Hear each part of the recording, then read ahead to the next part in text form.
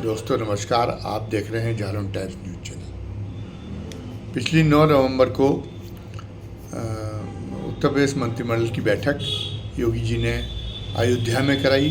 इसके पहले मंत्रिमंडल की बैठक वो एक बार प्रयागराज में करा चुके हैं। अपनी कैबिनेट की बैठकें वो जो है लखनऊ से बाहर ले जाकर और हिंदुओं के जो सर्वोच्च तीर्थ स्थल हैं, आस्था के केंद्र हैं, वहाँ पर आयोजित करने की जो उन्होंने परंपरा चला रही है उसका एक सांकेतिक महत्व है।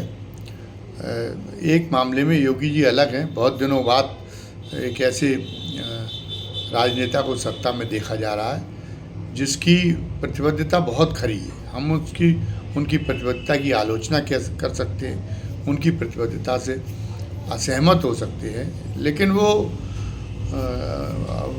जो घोषित प्रतिबद्धता है, जो उनकी प्रतिबद्धता है, वो जो बाहर से उनका अगर उन पर अपना एक उस पर दृढ़ता दिखाते तो अंदर भी उनके अंदर उतनी ही दृढ़ता होती है, इसमें कोई संदेह नहीं। बाकी तो नेता ये करते कि राजनीतिक सुविधा के हिसाब से प्रतिबद्धताओं से समझौता कर लेते हैं। भारतीय जनता पार्टी तो शुरू से हिंदुत्ववादी पार्टी रही है, लेकिन देखा ये गया है कि जब ये लगता था कि एकदम एक तरफा मुसलमानों का विरोध करने से, एक तरफा हिंदुत्व की बात करने से और जो है एक मुसलमानों का वोट एक भी नहीं मिलेगा और उतना हिंदू एकजुट नहीं हो पाएगा, तो भारतीय जनता पार्टी का सत्ता में आना मुश्किल रहेगा। तो भारतीय जनता पार्टी की जो पिछड़ी पीढ़ी के नेता थे, जो शीर्ष नेता थे, वो तमाम तरह का समझौता करते थे, जिसको आज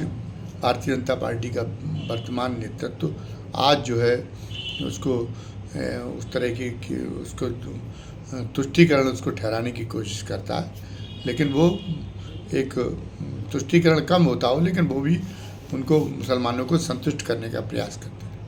यहाँ तक कि नरेंद्र मोदी जी जब आए, उनकी भले ही गुजरात के समय से हिंदू हृदय सम्राट की छवि बन गई हो, लेकिन उन्होंने शुरू में ये दिखाने का बहुत ज़्यादा प्रयास किया कि वो मुसलमानों से उनकी बड़ी नज़दीकी है। उन्होंने पाकिस्तान के साथ जब उन्होंने अपना पहला शपथ ग्रहण समारोह उनका हुआ, तो उसमें पाकिस्तान के उसमें प्रधानमंत्री मियां नवाज शरीफ थे, तो शत्रु देश होते हुए भी उन्होंने इसी तुष्टीकरण की नीति के तहत वो उनको भी बुलाया। और फिर उसके बाद में एक बार वो उनकी पोती की शादी में नवाज शरीफ की और बिना बुलाए पाकिस्तान पहुंच गए थे। इसी तरीके से वो जो है ये प्रयास करते थे, मुसलमानों के साथ सद्भावना दिखाने का प्रयास करते थे। अब ये नीति ठीक होना तो चाहिए, लेकिन अब उन्होंने समझ लिया कि नहीं, मुसलमानों से दूरी रखकर भी और एक तरफा हिंदुत्व का प्रचार करके भी सत्ता पाई जा सकती, सत्ता में बना रहा जा सकता है। तो इसलिए अब उन्होंने रास्ता छोड़ दिया। लेकिन योगी जी के इरादे शुरू से ही जो अपनी प्रतिबद्धता के अनुरूप थे, वो देखा गया है कि वो कई सुविधा के हिसाब से अपने जो स्टैंड को न तो ट्विस्ट करते हैं और ना ही जो है वो उसमें कोई मतलब कोई न तो कोई परिवर्तन करते, ना कोई समझौता करते सत्ता की खातिर। अगर उन्होंने कहा कि मुझे जो है टोपी पहनना पसंद नहीं है, तो पसंद नहीं है। अगर उन्होंने कहा कि मुख्यमंत्री आवास पे ईद मिलन समारोह आयोजित होंगे, तो नहीं होंगे। वो हिंदुओं को जो एक बीजेपी के मन में बहुत बड़ी अभिलाषा रही है कि हिंदुओं की जो धार्मिक रीति रिवाज है वो देश की संस्कृति में सरकार के माध्यम से सर्वोच्चता के साथ स्थापित कर सकें। तो उस दिशा में कोई अगर सबसे ज़्यादा काम कर रहा है तो वो योगी जी कर रहे हैं। अब अगर कोई व्यक्ति प्रतिबद्धता में ईमानदार है और ये लगता है कि उसकी प्रतिबद्धता सही नहीं है, उसके उसूल सही नहीं, तो उस पर बहस की जा सकती। लेकिन जहाँ नेता पाखंड करते हो, बात समाजवाद की करते हो और फिर जो है निजीकरण को भी बढ़ावा देने की प्रयास करते हो, बात धर्मनिरपेक्षता की करते हो और उसके बाद में वो भी जो है हिंदुत्व की राजनीति करने वालों की तरह बाबाओं की शरण में और मंदिरों में जाते हैं। तो योगी जी उनसे बेहतर है, उनसे बहस हो सकती है पाखंड रहित आदमी से, उनकी विचारधारा को हम सही गलत ठहराने का काम कर सकते हैं और उस पर एक पूरी बहस कर सकते हैं, लेकिन एक पाखंडी आदमी से तो एक भुलावे में डालना है और उससे कोई समाज और कोई देश किसी एक दिशा में आगे नहीं बढ़ सकता। आपकी एक दिशा होनी चाहिए, लोग लाख आपके विरोधी हों, लेकिन आप अगर ये समझते कि ये दिशा सही है तो आपको उसी दिशा में कार्य करना चाहिए। उस दिशा में आपको जो है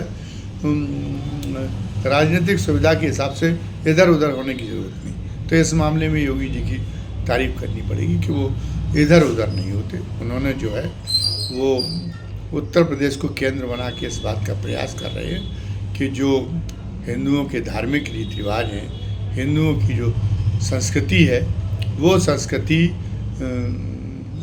सरकार के माध्यम से भी मतलब एक ऐसा वातावरण बनाने की कोशिश की जाए कि उसी हिंदू संस्कृति से सब कुछ ओतप्रोत दिखाई देने लगे। सारे कामकाज लोग जो है हिंदू रीति रिवाजों के मुताबिक करने लगे, सरकारी कामकाज भी हिंदू रीति रिवाजों के मुताबिक ही करने लगे। और वातावरण होता तो इसका बड़ा विरोध हो सकता था और ये धर्मनिरपेक्षता की नीति के मामले में जो संविधान अभी भी उसमें धर्मनिरपेक्षता की प्रतिबद्धता बरकरार है, लेकिन उसके मामले में ये तो एक बहुत बड़ा डेविएशन साबित होता है। लेकिन आज जो सहमत नहीं है वो भी अपना इस मामले में मुंह नहीं खोल पा रहे। और दूसरा ये है कि जो अगर हिंदुत्व ही भारतीयता है तो भारतीयता को लेके अभी भी गुलामी के संस्कारों के कारण जो एक हीन भावना रहती थी भारतीय तौर तरीकों को अपनाने में, भारतीय तौर तरीकों को में अपने व्यवहार में दिखाने में जो तो है हीन बोध के कारण जो एक संकोच रहता था, अब वो धीरे धीरे जो है वो योगी जी ने एक ऐसा वातावरण बना दिया कि वो धीरे धीरे वो संकोच दूर होता जा रहा है। वो संकोच उस संकोच से अब परे होता जा रहा है। अब वो एक अपनी संस्कृति, अपने रीति रिवाजों के प्रति जो गौरव की भावना होनी चाहिए लोगों में तो वो लोगों की वो गौरव की भावना कम से कम उत्तर प्रदेश में तो अब देखने को मिल रही है। अब योगी जी ने तो अपनी वो एक जब मुख्यमंत्री बने थे तो उनका मुख्यमंत्री की दौड़ में उनका पहले कहीं कोई नाम नहीं लिया जा रहा था, अचानक उनका नाम आया तो तब भी ये नहीं माना जा रहा था कि वो जो है उस प्रतिस्पर्धा में, मुख्यमंत्री की प्रतिस्पर्धा में टिक पाएंगे मनोज सिन्हा, और उनसे ज़्यादा तो नाम केशव मौर्य में लगा था। तो उनकी स्वीकार्यता भी वो जो है प्रदेश में उतनी नहीं थी, लेकिन आज उनकी स्वीकार्यता हम देख रहे हैं पूरे एक देश में एक बन चुकी है। जो एक खास विचारधारा के लोग हैं वो, बल्कि उनमें से तो बहुत सारे लोग कहते हैं कि वो जो है मोदी जी से भी योगी जी जो है आगे हैं और वो मोदी जी से ज़्यादा भरोसा हिंदुत्व के मामले में योगी जी पर करते हैं। और सबसे बड़ी बात ये कि वो एक धार्मिक पीठ के अधीश्वर हैं और एक जो है उनके धार्मिक गौरव को लेकर उनकी भावनाएं इतनी ज़्यादा जो है उफनाई रहती हैं, लेकिन इसके बावजूद भी उनकी आधुनिक विकास के बारे में भी एक बहुत अच्छी समझ है। माना ये जा रहा था कि कहीं वो एक तालिबान का हिंदू संस्करण साबित ना हो जाए और वो विकास की सारी प्रक्रिया को उलट पुलट ना दें और एक अतीतोन्मुखी ना बना दें समाज को। लेकिन ये देखा जा रहा है कि विकास के मामले में भी उनकी समझ बहुत अच्छी है।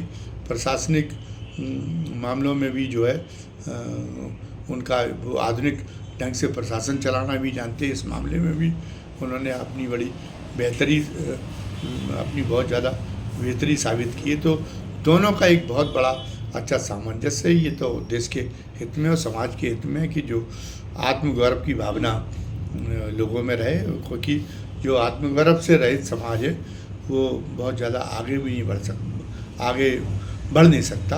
और आत्मगौरव की अगर पूरे दुनिया में वर्चस्व ले रहा है भारत का, तो भारत के लोगों में वो आत्मगौरव तो होना चाहिए। उन्हें अभी भी उनका पश्चिम के प्रति उतना क्रेज नहीं होना चाहिए। तो देखा जा रहा है कि योगी जी ने उस चीज़ को ख़त्म करने में बड़ा योगदान दिया है। बल्कि योगी जी तो ब्रांड है, उनका तो अब पहरावे में भी अनुकरण होता है। जब वो मुख्यमंत्री बने थे तो एक ऐसा आकर्षण उनको लेके पैदा हो गया था कि जो युवा हैं वो पश्चिमी परिधान छोड़ के और भगवा साड़ी और भगवा कपड़े पहनने में ज़्यादा अपने आप को जो है आकर्षक महसूस करते थे। तो वो एक भगवा गमछे का उन्होंने उस समय भी क्रेज बनाया था। तो योगी जी की क्षमता, और सबसे बड़ी बात ये कि वो एक तरफ तो उद्योगपतियों को कारपोरेट से उत्तर प्रदेश में निवेश बढ़ाने के लिए संपर्क कर रहे और उन तक अपने दूध भेज रहे, कारपोरेट जगत को लुभाने की कोशिश कर रहे। लेकिन उनके ऊपर कोई ऐसा आरोप नहीं है कि वो किसी कारपोरेट के मोहरे बन गए हों, या कारपोरेट से क्रॉनिक कैपिटलिज्म जैसा आरोप उनके ऊपर नहीं लगाया जा सकता। अयोध्या में जो उन्होंने मीटिंग की उसमें भी 24 प्रस्ताव पारित हुए और उनमें से 8 प्रस्ताव धर्म स्थलों से संबंधित थे। अयोध्या में भी बड़े महत्वपूर्ण, अयोध्या को लेकर भी बड़े महत्वपूर्ण जो है प्रस्ताव पारित हुए। उसमें एक महातीर्थ विकास प्राधिकरण बनाने की बात हुई है। एक अयोध्या के निकट एक ज़मीन अधिग्रहित की ये 25 एकड़, उस पर मंदिर वास्तुकला शोध संस्थान बनेगा और उसमें जो विभिन्न कालखंडों में जो हिंदुओं के मंदिर बने, उनकी वास्तुकला और वो क्यों बने, उनकी क्या विशेषता है, इन सब का उसमें जो है उन सब का उस पर चित्रण होगा। उस सब की जानकारी उस संग्रहालय में उस लोगों को मिलेगी। और अयोध्या शोध केंद्र है, उसको अंतर्राष्ट्रीय दर्जा देने की बात हुई है। 40 अभी दुनिया के और देश ऐसे हैं जहाँ रामलीला का मंचन होता है। तो वो उसमें प्रस्ताव ये है कि वो जो है वो देश जिनमें रामलीला का मंचन होता, उन देशों की रामलीला यहाँ बुलाकर अयोध्या में उनका मंचन कराया जाए और अयोध्या की रामलीला को सांस्कृतिक आदान प्रदान के तहत में वहाँ पे एक भेजा जाए। और जो है इसके अलावा वहाँ राम कथाओं को लेके शोध भी होगी और उस शोध को जो है वो जो शोध पर आधारित जो किताबें होंगी उनको कम मूल्य पर उपलब्ध कराने के बारे में कम मूल्य पर उपलब्ध कराने की व्यवस्था भी सरकार की ओर से इस अयोध्या शोध संस्थान में की जाएगी। तो एक तरह से आत्मगौरव बढ़ाने में, आत्मबल बढ़ाने में ये जो है योगी के जो ये कार्य हैं, योगी के हिंदुत्व भले ही इससे बढ़ रहा हो, भले ही एक तरफा झुकता चली जा रही हो शासन व्यवस्था और राजनीति, लेकिन इसके अपने एक सकारात्मक लाभ भी हैं और वो सकारात्मक लाभ प्रदेश को मिले, देश भर में उनका अनुकरण हो। तो ये भी एक दृष्टिकोण से ये दिशा भी ठीक है, इस दिशा में भी कुछ बेजा नहीं है। और धन्यवाद कहने के पहले फिर आपसे वही अपील करनी है, आपसे फिर वही निवेदन करना है कि आप हमारे जो है चैनल को सब्सक्राइब करें, लाइक करें, बेल आइकॉन दबाएं ताकि आपको जो भी हम नया वीडियो डालें तत्काल उसका नोटिफिकेशन मिल जाया करे। और आप कमेंट बॉक्स में जाके कमेंट भी जरूर लिखें, उससे हमारी हौसला अफजाई होगी और हमें अपने आप को सुधारने में भी मदद मिलेगी। धन्यवाद। जय हिंद, जय भारत।